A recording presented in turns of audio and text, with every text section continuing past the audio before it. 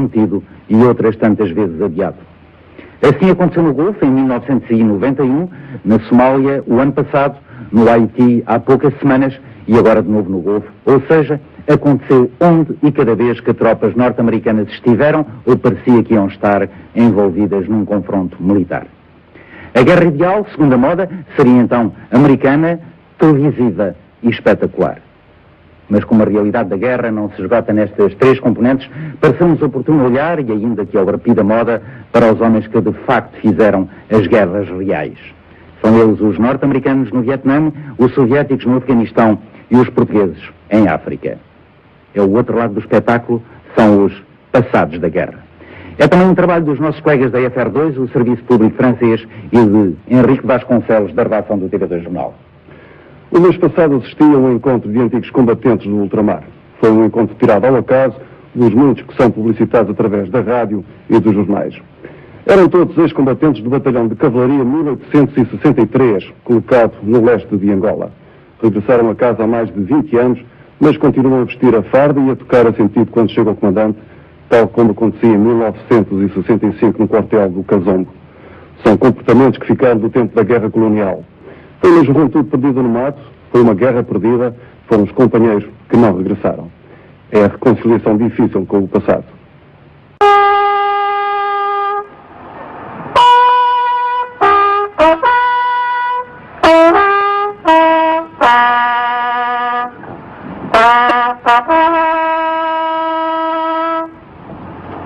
Para os soldados portugueses, a África foi o seu último campo de batalha.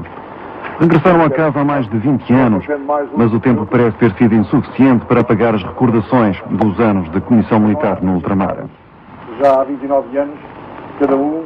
15 de outubro de 1994, dia do encontro anual do Batalhão de Cavalaria 1863. A maior parte conheceu-se a bordo do paquete Vera Cruz quando navegava rumo a Angola. Estiveram durante 2 anos no chamado Quadrado da Morte, a região mais isolada das terras angolanas, a cerca de 1000 quilómetros de Luanda.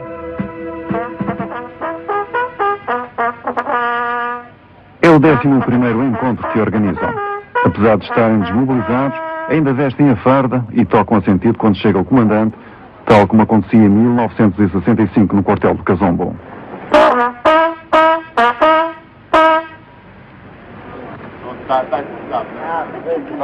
São comportamentos que ficaram do tempo da guerra colonial. Hoje, sentem a necessidade de estarem juntos e tentam não faltar ao encontro. É uma amizade diferente da amizade profissional nos dias que nos separam há 29 anos para cá. É uma maneira de encarar a vida diferente, porque nós, hoje, se qualquer um de nós precisar de dinheiro, de sangue, do nosso próprio trabalho, qualquer um deles que está aqui atrás de mim faz isso um pelo outro, sem qualquer recompensa, apenas com o espírito humanitário, porque quando estivemos em África teríamos que nos salvarmos uns aos outros, porque se faltava água para um, o outro tinha que ter o cantil com água, quer dizer, nunca podíamos morrer sem o amparo uns dos outros.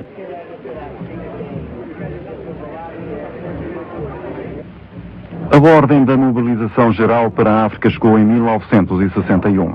Soldados, armamento, navios, tudo foi reunido por ordem de Oliveira Salazar.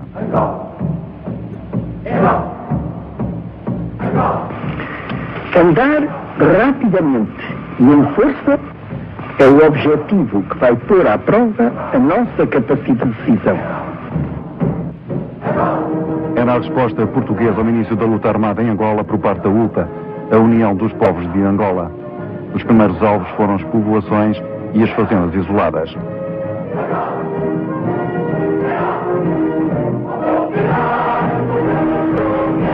Foram enviados para a África 800.000 soldados ao longo de 13 anos de guerra. Oficialmente, nas 3 frentes de batalha, houve 9.000 mortos e cerca de 30.000 feridos.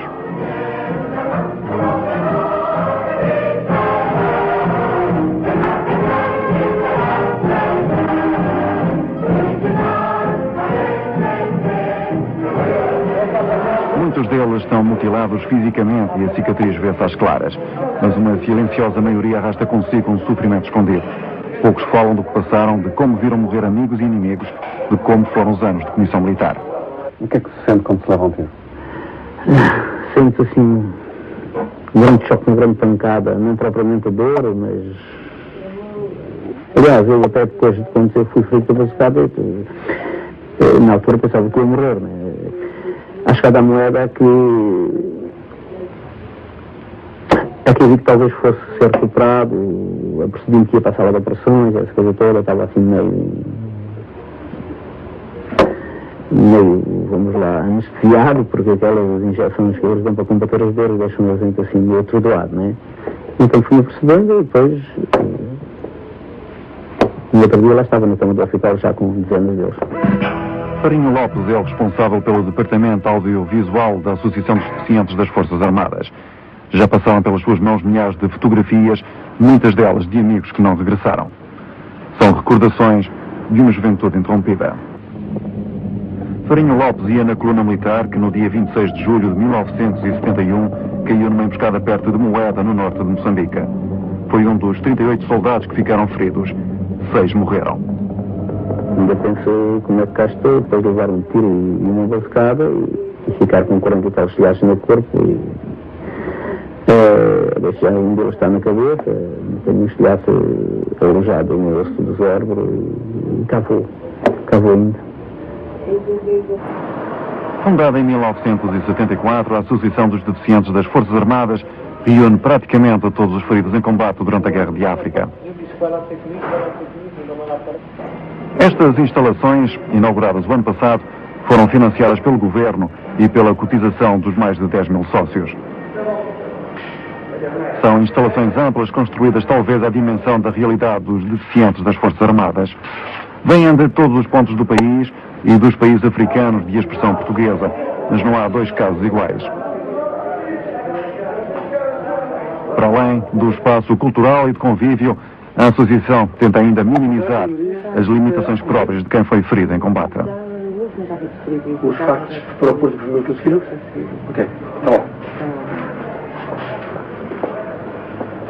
As limitações são difíceis de ultrapassar, por mais coragem que tenhamos, sei que alguma vez as ultrapassamos. Mas, na realidade, temos que nos adaptar às circunstâncias e, como eu costumo dizer, reabilitamos quando somos capazes de fazer omeletes com o número de ovos que temos. Portanto, foi naquele momento em que olhei para o meu espelho interior e me reconheci a mim mesmo como era.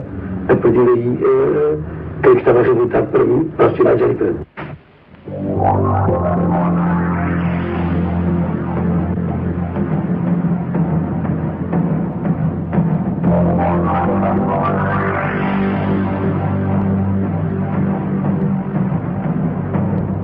Isto é muito complicado. A sociedade portuguesa nunca aceitou, em definitivo, a guerra do ultramar e as suas sequências. Ainda hoje é um bocado complicado e nós lutamos bastante para que esse espírito se altere. Temos conseguido alguns frutos, mas creio que estamos longe de obrigar a sociedade portuguesa a desenterrar a cabeça de dentro da areia. No início, nós quando voltávamos, éramos praticamente escondidos nos hospitais militares. Ainda lá continuam. São 25 soldados feridos em combate com grandes deficiências físicas. Não têm família ou a família rejeitou-os. Estão no Hospital Militar Principal, em Lisboa, em instalações de acesso reservado.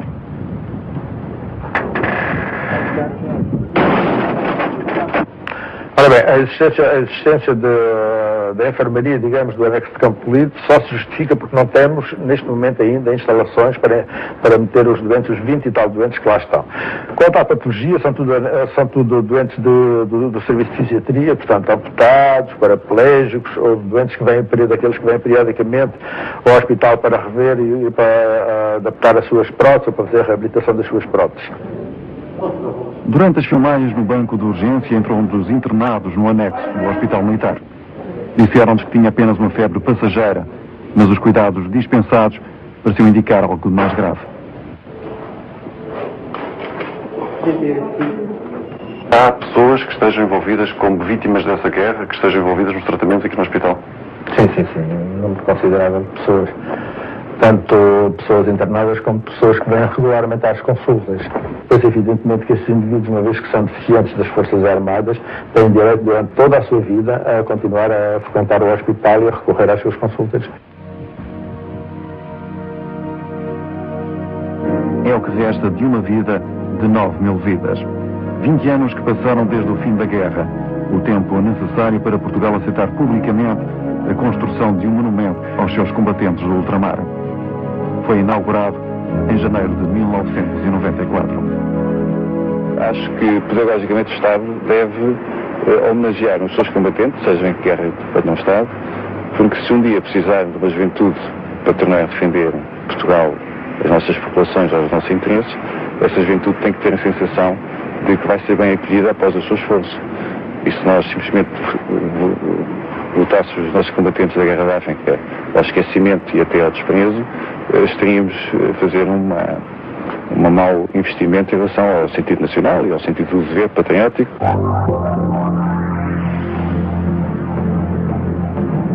Como é próprio dos comandos, Francisco Vanuda não esquece os dias de combate passados em África.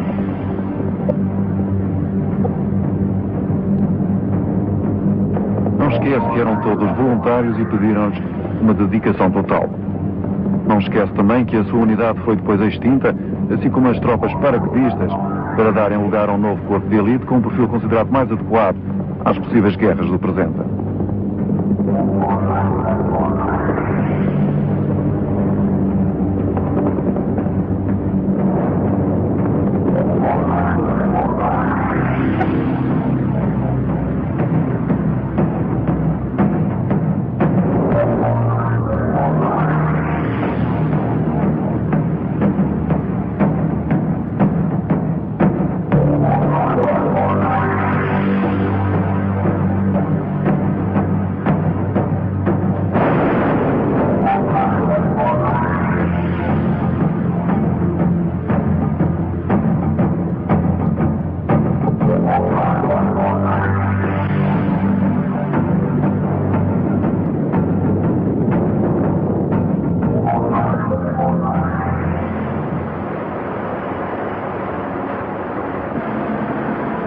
A Associação dos Comandos foi criada em novembro de 1975.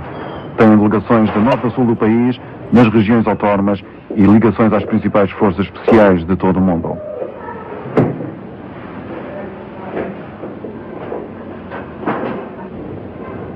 São um grupo afastado da realidade militar portuguesa.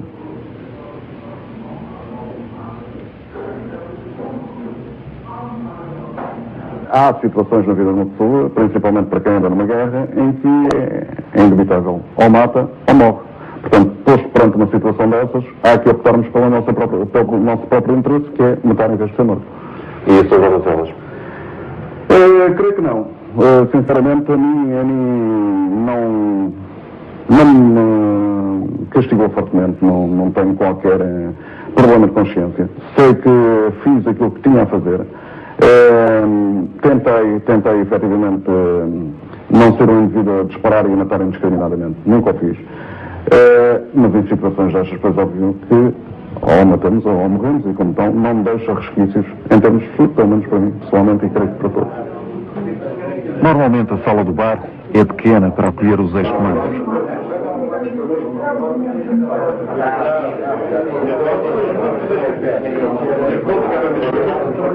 É agora um grupo coeso que dificilmente fala dos problemas que os ensombram. Que recordações é que tem dessa experiência? Várias, mas julgo que ainda é muito cedo para falarmos em recordações. Acho que é tempo para repensar um bocado de coisas e não é fácil neste momento dizer tudo o que é necessário dizer. Andaram 20 anos, Sr. Coronel. Pois é, ainda é curto. Era natural que alguns filhos de portugueses sentissem mais dedicadamente e com maior vontade a sua, se necessário, dar a sua vida para a defesa da pátria. Eu penso que hoje em dia isto já não é assim muito costume dizer-se e linear, as pessoas, enfim, algumas até têm uma certa relutância em apresentar esta maneira tão friamente, mas eu penso que a maioria dos comandos, a grande maioria dos comandos, penso que assim pensou, quando se ofereceram voluntariamente para servir a pátria. Indivíduos que cumpriram a sua obrigação militar, ficaram com os traumas próprios de uma guerra e que depois, a juntar a esse trauma, houve ainda o trauma da descolonização, porque uma grande parte deles ficaram nas ex-colónias e, portanto, já tinham o trauma da vida militar, depois foram obrigados a abandonar e quiseram seguir a sua vida e que, em determinada altura, foram obrigados a abandonar o país que eles tinham escolhido como Deus. E, portanto, juntando as duas coisas, duas situações, vieram complicar ainda mais a vida. Situações de emprego, situações de família, abandono da mulher porque a situação não lhe agradou, a situação de ele abandonar porque não podia suportar aquela situação, a imigração, alguns até inclusive recurso a ida para as antigas colónias para tentar, enfim, sobreviver. Portanto, acho que isso que é extremamente complicado. Se forma um grupo de revoltados? Revoltados não seria bem o termo, mas de gente um bocadinho descontente com a sociedade civil e com os governos em si, talvez.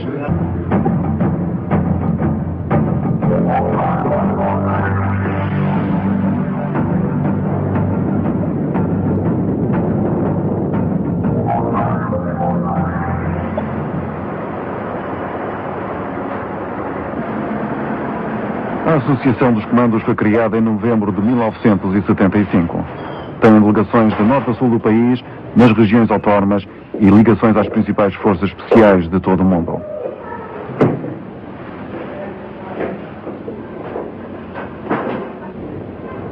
São um grupo afastado da realidade militar portuguesa.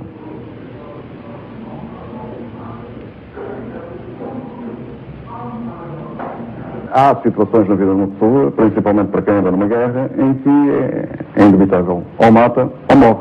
Portanto, posto perante uma situação dessas, há que optarmos pelo nosso próprio interesse, que é matar em vez de ser morto. E isso agora elas? Creio que não. Sinceramente, a mim não me castigou fortemente. Não tenho qualquer problema de consciência. Sei que fiz aquilo que tinha a fazer. Tentei efetivamente não ser um indivíduo a disparar e a matar indiscriminadamente. Nunca o fiz. Mas em situações destas, depois óbvio que ou matamos ou morremos, e como tal, não me deixa resquícios em termos de saúde, pelo menos para mim, pessoalmente, e creio que para todos. Normalmente a sala do bar é pequena para acolher os ex-comandos.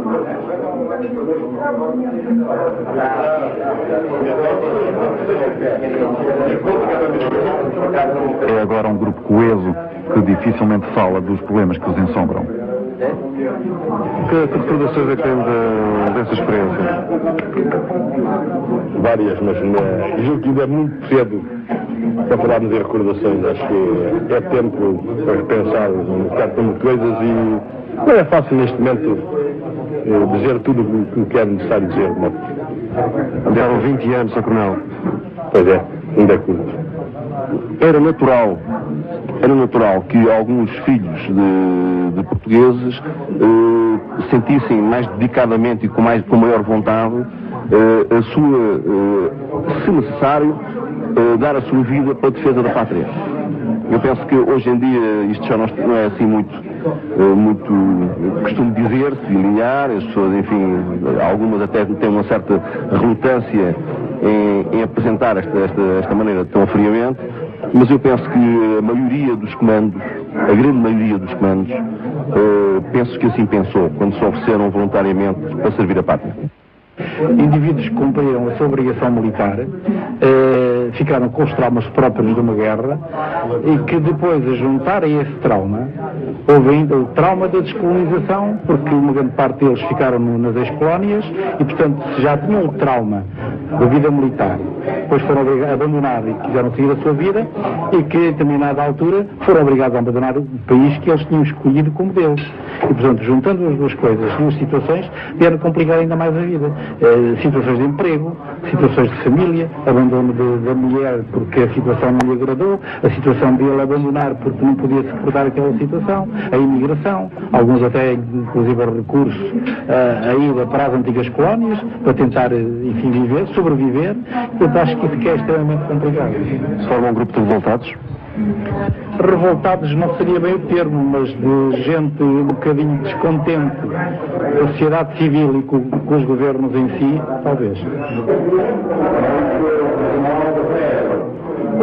Consideram as instalações da Associação dos Comandos a casa de família. Os comportamentos são condicionados pelo Código de Honra desde o dia do juramento de bandeira.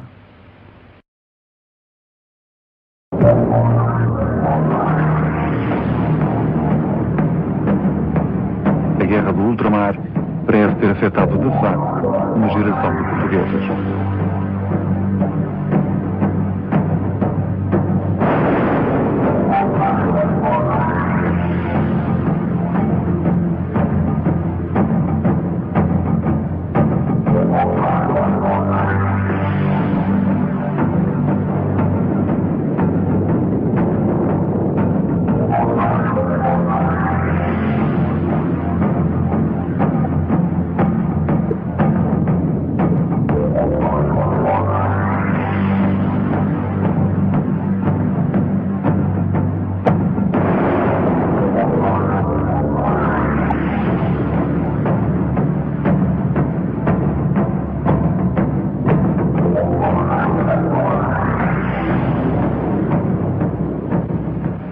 Pestana Bastos, médico psiquiatra, esteve colocado no norte de Angola.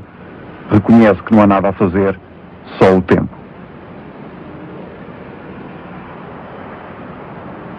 O que mais me marcou foi 20 anos depois. O quê? Portanto, o que eu estou fazendo são reelaborações. Estou a andar com a máquina ao contrário, de experiências que são muito mais tardias e que eu peço para trás, dizendo de mim para mim próprio, valeu a pena. Falaram de verdade. Ainda pensa nos dias de combate, nos dias em que estava em campanha? Sim. Nós, da companhia onde eu estive mais e que estou mais ligado, já nos reunimos para festejarmos os 25 anos da ida e já nos reunimos para festejar os 25 anos da volta. E será preciso que não nos reunamos uma terceira vez. São laços muito fortes. São laços muito fortes, é isso mesmo.